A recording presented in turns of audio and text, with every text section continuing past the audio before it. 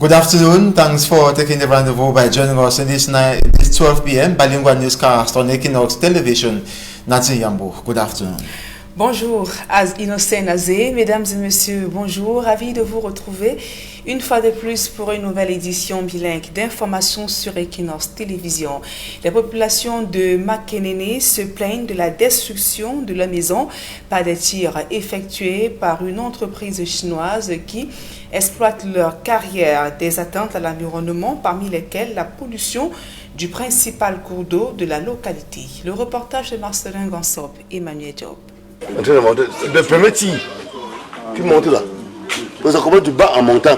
Les plaintes d'un habitant du quartier Carrière à Makenene. Obligé de faire ça.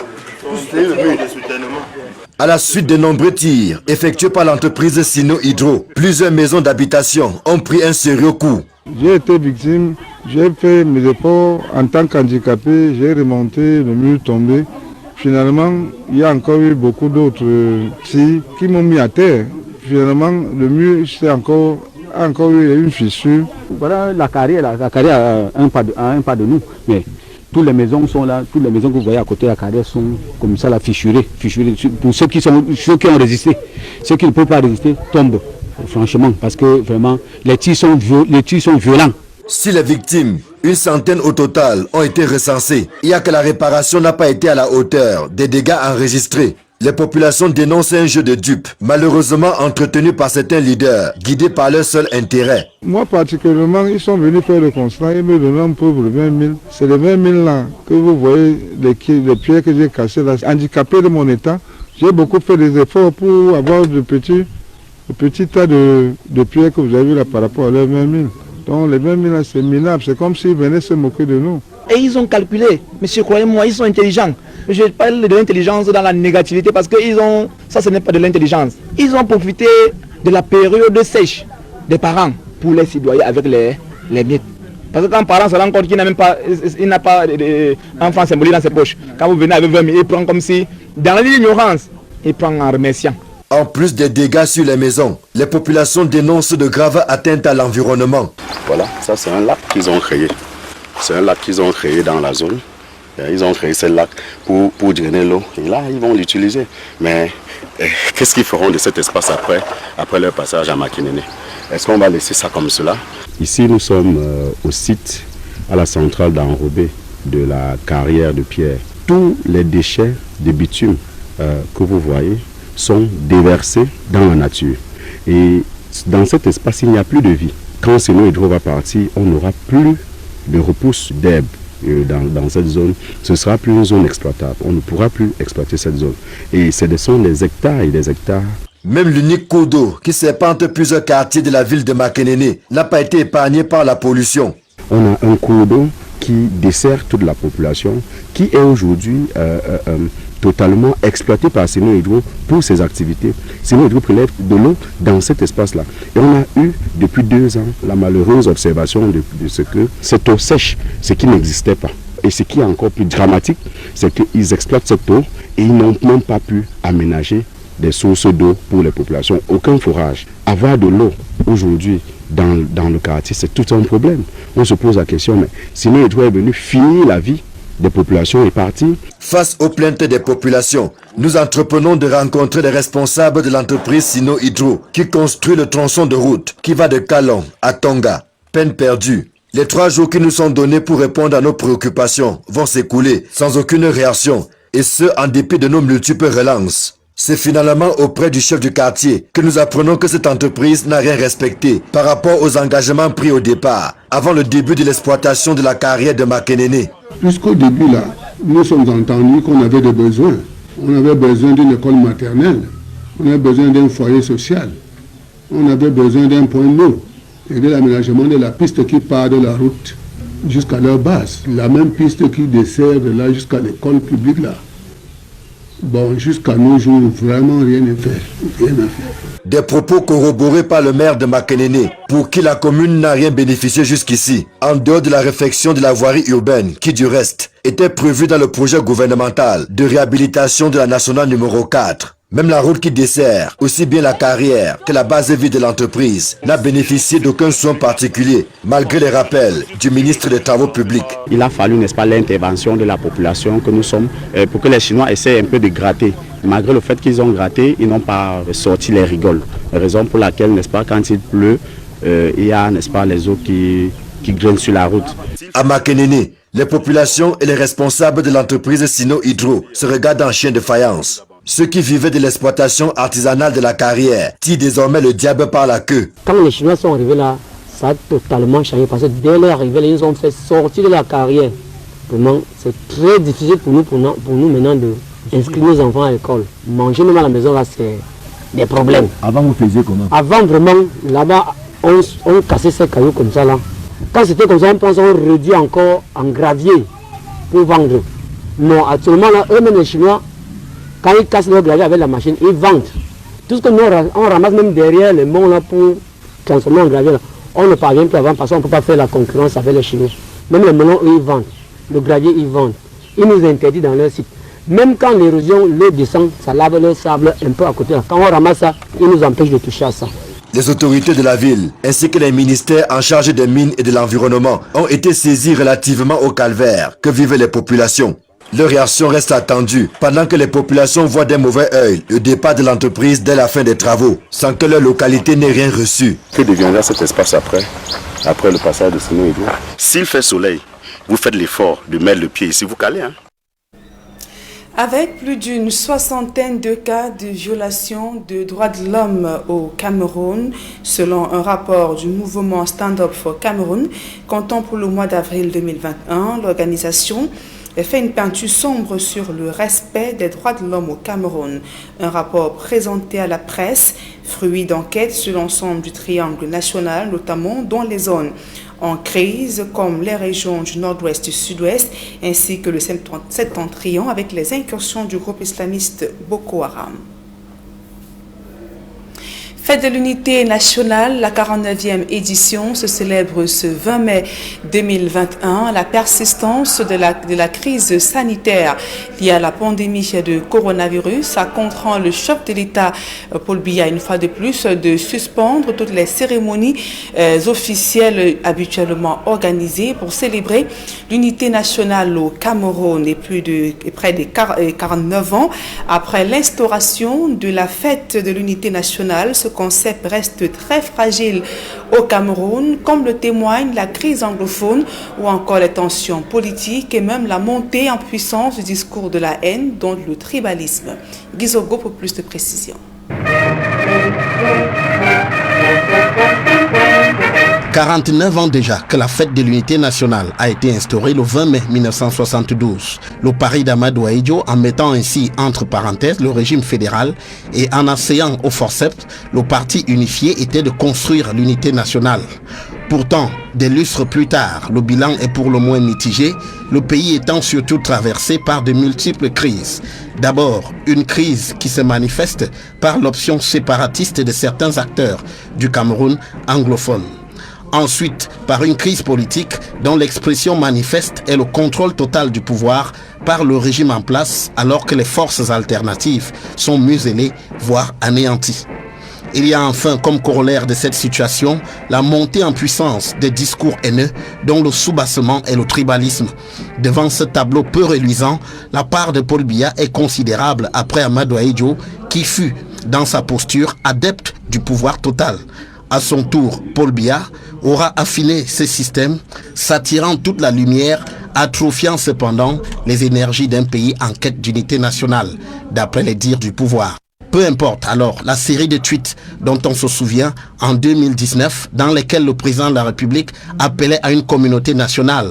Rien n'y fait, la mayonnaise de l'unité nationale ne prend pas.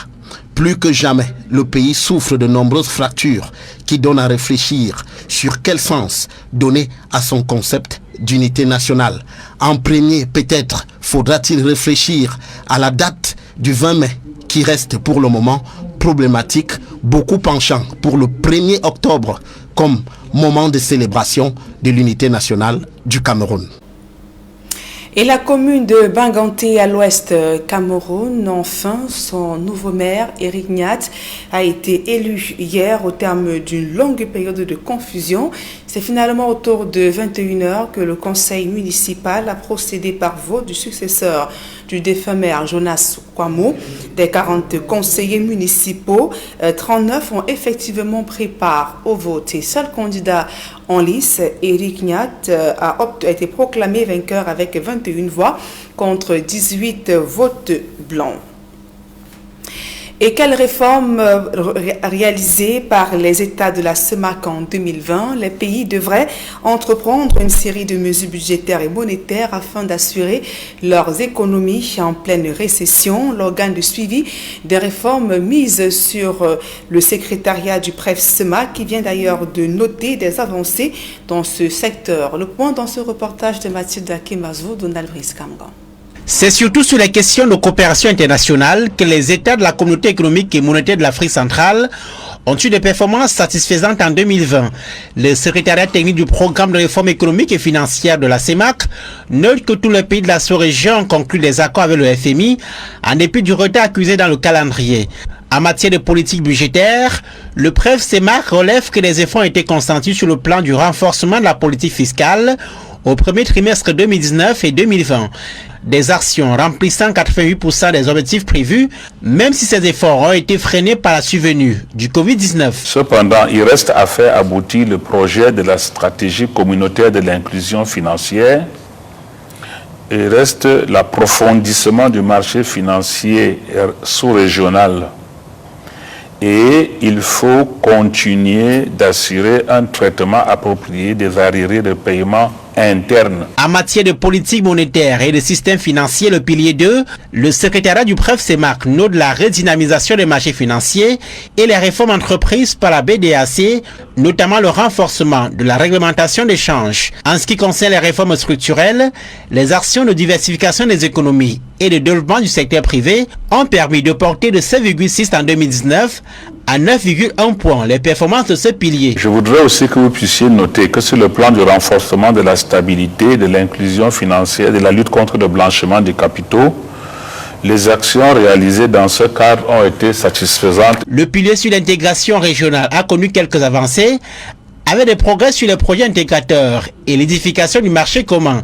Pour la deuxième étape du programme de réforme économique et financière, les États de la sous-région devront se montrer plus ambitieux. Nous voyons que l'impact des politiques et des réformes mises en œuvre pendant la première phase du PREP CEMAC et jusqu'en 2019 est patent. Malheureusement, certaines avancées enregistrées ont été effacées par la crise sanitaire de la Covid-19 survenue en 2020. La deuxième étape de cette série de réformes arrêtées par le chef d'État doit être exécutée sur la période 2021-2025. Les propositions de réajustement ont été faites en tenant compte des défis sociopolitiques et sanitaires auxquels les pays de la CEMAC sont confrontés. À présent, la page sportive de ce journal et nous parlons du judo. Péril sur la participation d'Hortense Vanessa Mbala Tangana au championnat d'Afrique de judo. La championne d'Afrique en titre n'a pas effectué le déplacement de Dakar au Sénégal. Au s'ouvre ce jeudi 20 mai le championnat. La compétition et la FIM n'avoir pas été convoquée. Faux, retorque la Fédération camerounaise de judo. La sportive régulièrement convoquée a donc conditionné sa participation au paiement de ses frais de préparation. Le reportage de Aïe Cyril.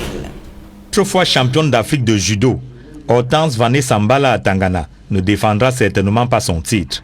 La judoka n'a pas effectué le déplacement de Dakar au Sénégal, où s'ouvre le championnat d'Afrique senior dames et messieurs de judo. Dans une publication faite depuis la France où elle réside, Hortense Vanessa Mbala Tangana affirme qu'elle n'a pas été sélectionnée pour cette compétition. Tout en dénonçant l'attitude de la Fédération camerounaise de judo, l'athlète précise que le championnat d'Afrique qui s'ouvre à Dakar était pour elle l'occasion de mieux préparer les Jeux olympiques de Tokyo. Une position qui contraste avec celle du président de la FECA Judo. Alain Christian King Edihan affirme que Hortense Vanessa Mbala Tangana a bel et bien été sélectionnée. Elle est même supposée monter sur le tatami le week-end prochain. Si cet athlète a été engagé pour les championnats d'Afrique, c'était juste pour le podium. et non pour une qualification olympique, ni de près ni de loin. Sa non-participation n'a d'incidence sur sa qualification aux Jeux olympiques. Néanmoins, elle a été engagée par la Fédération camerounaise de judo. Jusqu'à date, elle est encore engagée au championnat d'Afrique et nous l'attendons. Nous sommes prêts et disposés à la faire venir à tout moment. La preuve, c'est qu'elle combat le samedi, donc nous l'attendons et la balle est dans son camp. Sur le site de la African Judo Union, la Confédération africaine de judo, l'on peut voir que le Cameroun aligne 8 athlètes au championnat d'Afrique, 3 messieurs et 5 dames, parmi lesquels Hortense Vané Sambala à Tangana dans la catégorie plus de 78 kg. Au dit du président de la fédération, la championne d'Afrique en titre aurait conditionné sa participation au paiement d'une somme de plus de 3 000 €, environ 1 950 000 francs CFA, représentant ses frais de préparation. Elle a exigé que la Fédération camerounaise de judo mette à sa disposition près de 3 362 €. On ne sait pas à quoi ça correspond. Elle nous a dit que ça correspondait à sa préparation et à son visa. Auquel cas, si cette somme n'était pas mise à sa disposition, elle ne participe pas au championnat d'Afrique. Alors que le championnat d'Afrique seniors dames et messieurs de judo s'ouvre à Dakar au Sénégal, le Cameroun étale ses dissensions. Une communication anticipée et bien ordonnée de la Fédération camerounaise de judo aurait pu permettre d'éviter cet imbroglio. À présent, la deuxième partie de ce journal en langue anglaise avec vous, Innocent Azé. Thank you, Nadine Yambo. Good afternoon to you once more. If you stand for staying with us to begin with news. In the southwest region of Cameroon, where the Prime Minister and Head of Government, Chief Dr. Joseph John Gute, yesterday, Wednesday, assisted in the destruction of firearms seized from separatist fighters who surrendered them to join the GGR centers and those who have been killed. And the Prime Minister was in the images equally assisted in the destruction of the firearms, and to him it is a symbol that the Cameroonian government fights towards ensuring that normalcy returns in the two English-speaking regions for CAM, a region without use of arms, a region without hostilities, and members of diplomatic corps were equally present during that occasion that saw incineration of arms seized from repented and killed separatist fighters. Here now is an excerpt of the Prime Minister Joseph John Gute. Take a listen. This project, Silence the Guns, is African Union project which has got the backing of the Security Council of the United Nations, and the President of the Republic has strengthened the regulatory dispositions concerning the weapons, small and light weapons in Cameroon. We don't want to see this circulate because they are the main cause of the lack of peace in our country. And he asked me to come and preside over this ceremony in the presence of generals, in the presence of the diplomatic corps, to ensure that all the populations of Cameroon should denounce people who are keeping unauthorized weapons, because that is the main reason why we don't have peace in some regions of Cameroon. And over to Bangem subdivision, the Kupe Maninguba division of the southwest region. The students are worried. A few weeks to the start of official examinations, they have not completed the end-of-year course because their teachers have not been answering presents to their duty posts as a result of rising insecurity posed possibly by armed separatists. The divisional officer for Bangem, Jean-Marie Chakwi, has assured that performance, despite the rising insecurity, will be better as compared to previous years. Details in this report compiled by Immaculate Fogwe.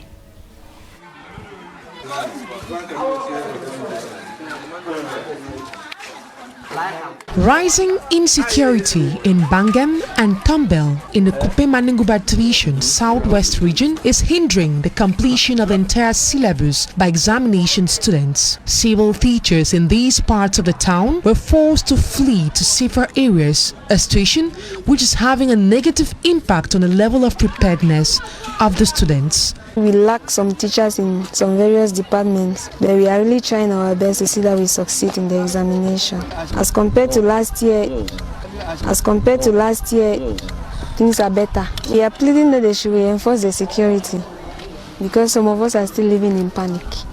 Another problem faced by these students is the limited number of equipment found in their laboratories, whereas they have just few days to the practical session of the examination. In the science laboratory, we need some equipment so that the science students should go on successfully in their studies. Begging for the Minister of Secondary Education to help us, we the students of GBHS Bangem, with some equipment in our science laboratory and more equipment of teachers in Bangem. The senior divisional officer for the Kupe Maningouba division, Jean-Marie Chakwi, during a tour in some schools in Bangem, believes that this year's examination results will be better than that of last year, despite the absence of some teachers due to rising insecurity in the locality. We are very satisfied from what we have seen because all the teachers, all the children are around and are working hard to make sure that they succeed at the end of the year. Few days to the official kickstart of the General Certificate of Education examination, teachers could be seen in classrooms carrying out last-minute revision classes in order to prepare these students for the task ahead. We talk about the reports published by the civil society organization Stand Up for Cameroon in the month of April 2021, and according to the statistics, they indicated that tensions, violence have been rising in the two English-speaking regions of the country, as well as the far north region where Boko Haram hostilities prevail, and they are equally calling on the government of Cameroon to intervene and ensure that lasting peace return in the two English-speaking regions where many have lost their lives and continue to lose their lives. They are demanding governments to take adequate measures to handle the security challenges in the northwest, southwest, and the far north regions. Take a listen to a member of Stand Up for Cameroon during a meeting organized here in Douala, Lomnue Mercy. For this month, we see that things are not getting better. It is quite true that our statistics proves that the number of killing has reduced, but we want to make you know that those are the information we are able to lay hands on. And the reality is there are so many that we don't have an idea. And looking at things, you see that we are going to another level in terms of explosions and burning down of houses. You see that that is what the separatist fighters are using against the armed forces. And it doesn't end only with the armed forces, because the civilians themselves, they are not free from it. If they put the bomb on the street and waiting for the armed force and a civilian passes on it, the person is not exempted. So we look at it, we see also a child who stood on a bomb and also died. So we see that the crisis is taking another turn. The armed groups have decided to use another strategy, which is the use of explosive. And actually we want to call on the Cameroonians that we need to stand up, because if we don't stand up, this thing is going to exceed, and it will come to a level where we will not be able to contain it. We are still unable to contain it, but it will even come worse. As Cameroonians today, May 20, celebrates National Day, Lomnue Mercy, member of Stand Up for Cameroon, says that the fact that unity is being brandished in the two English-speaking regions, or in Cameroon in general, it is not the reality in the two English-speaking regions that has been abandoned with the ongoing socio-political impasse and calm yet to be fully implemented, and government still needs to sit up in order to take concrete action in order for peace to fully return in these two regions before the concept of national unity could be talked about, or national unity praised by all Cameroonians. Take a listen to her in her reaction as regards national unity. We are a united nation of the English and the French speaking, but in reality there is one part of the country that is in a conflict, and nothing is being said about it. All they say is everything is under control. But you and I know that it is not true. It is actually not true, because everything is not under control. I'm from Bafut. You are talking of 7 kata. I'm from Bafut. The 7 katas are from Bafut. So I can tell you that it's been more than how many years. I don't know how my village is. People just call me to tell me, oh, the house there, it is unbearable. So how do you tell me that everything is coming back to normal when I personally can't go to the village to bury my loved ones? So to me, I don't see any unity. If there is supposed to be a unity, if there is supposed unity, as they say, I think we need to handle this thing as it is supposed to be handled, giving each and everyone his or her place on the national territory, on decision making, and in terms of human rights. That is what I have to say. In the Nkam division of the Littoral region, the chief of Mabom village says if the village does not receive its quota of resources exploited from their lands, they will block the exploiters from doing so. His Royal Highness Paul Mbonjo Nkolo made a declaration recently as his village resources continue to be exploited without benefits. Details with Manjikan Gabriel. Mabom, a village in the Bajop clan in Yabasi, is in need of social amenities. The zone that has been blessed with natural resources from the forest is not developing but remain in an enclaved nature. According to the chief of Bajop village, if government doesn't react fast on the exploitation of the forest resources, the village will stop any company coming to cut down their trees.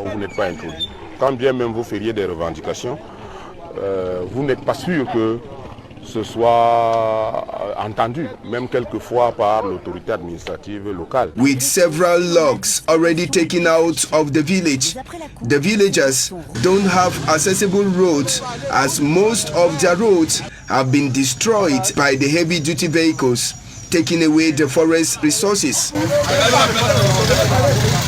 The water consumed by the villagers is also a call for concern. Mabom is in need of social amenities. Les problèmes cruciaux sont le problème d'eau potable. The most vital problem is that of social amenities. No water, no infrastructures, no medical facilities. But we keep on pressuring the authorities to look into these problems. Liés aux infrastructures de santé. Il n'y a pas de centre de santé.